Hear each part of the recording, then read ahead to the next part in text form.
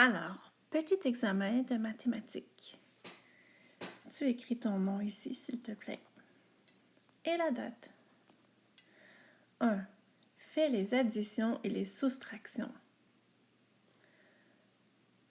Par la suite, tu devras placer les résultats par ordre décroissant ici.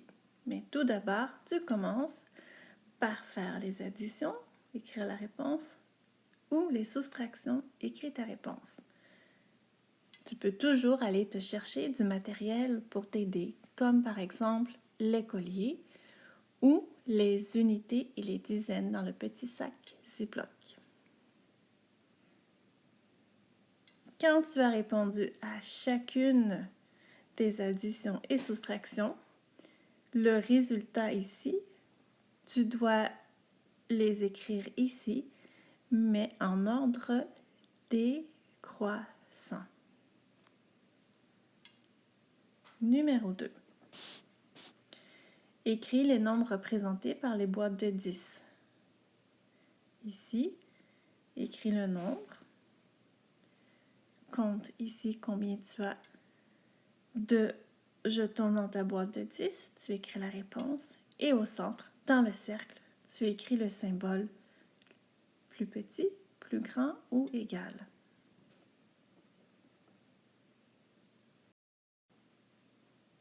Alors, tu continues. Numéro 3. Écris si c'est vrai ou faux. Un carré est formé d'une ligne brisée et ouverte. Vrai? Faux. Un cercle est formé d'une ligne courbe et fermée. Vrai ou faux? Un rectangle est formé d'une ligne brisée et fermée. Vrai ou faux? Une ligne ouverte peut être brisée ou courbe. Vrai ou faux?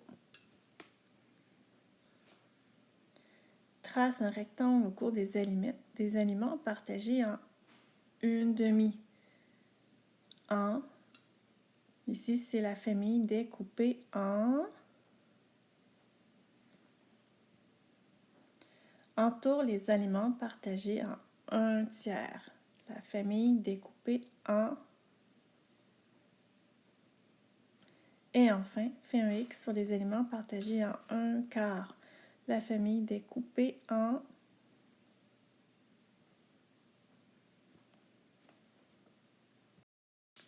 Nous continuons.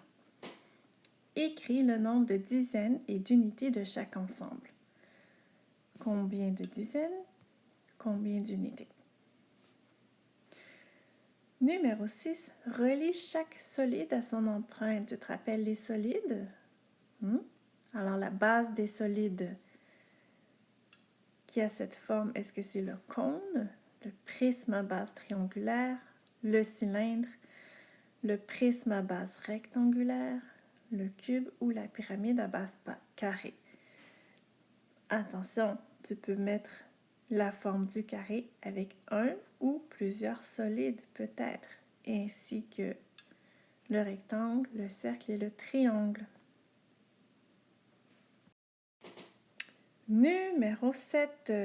Fais attention, tu as plusieurs petites histoires mathématiques où tu devras écrire la phrase mathématique ici pour montrer que tu comprends bien comment trouver la réponse en utilisant les symboles mathématiques. Alors, nous y allons. Cassandre a 9 framboises. Elle mange 6 framboises. Il lui reste combien de framboises? Qu'est-ce qu'on cherche? Qu'est-ce qu'on sait? Écris ta phrase mathématique pour obtenir la réponse et tu écris ta réponse ici. B. Léo cueille 7 pommes. Mathilde cueille 2 pommes de moins que Léo. Mathilde cueille combien de pommes? Ta phrase mathématique ici. C. Victor doit ramasser 5 noix. Il a déjà ramassé 3 noix. Il lui reste combien de noix à ramasser? Ta phrase mathématique, toujours ici. D. Natacha a 10 bleuets. Elle mange 8 bleuets. Il lui reste combien de bleuets? E. Pascal a 6 fraises dans un bol. Nicolas a une fraise de moins que Pascal. Nicolas a combien de fraises? Numéro 10. 5 amis lancent 2 dés. Voici le résultat. Émilie, Jamil, Marguerite, Frédéric, Clovis. Celui qui obtient un nombre plus grand que 7, mais plus petit que 10, commence la course. Qui commence la course? Qu'est-ce qu'on cherche? Qui commence la course? Qu'est-ce qu'on sait?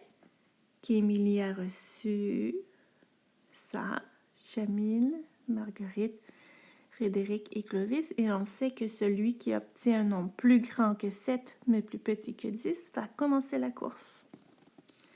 Tu écris ta phrase mathématique pour montrer comment tu vas trouver la réponse. Tu écris le nom de l'ami qui va commencer la course. Numéro 11. Dans le jardin, Annabelle voit 9 fourmis et 8 coccinelles. Enzo voit 10 fourmis et 8 coccinelles. Qui voit le plus grand nombre d'insectes? Explique ta réponse. Explique, ça veut dire qu'ici, là, tu vas écrire les phrases mathématiques que tu vas utiliser pour avoir la réponse et tu vas dire pourquoi c'est Annabelle ou Enzo qui voit le plus grand nombre d'insectes. Et voilà. Bravo.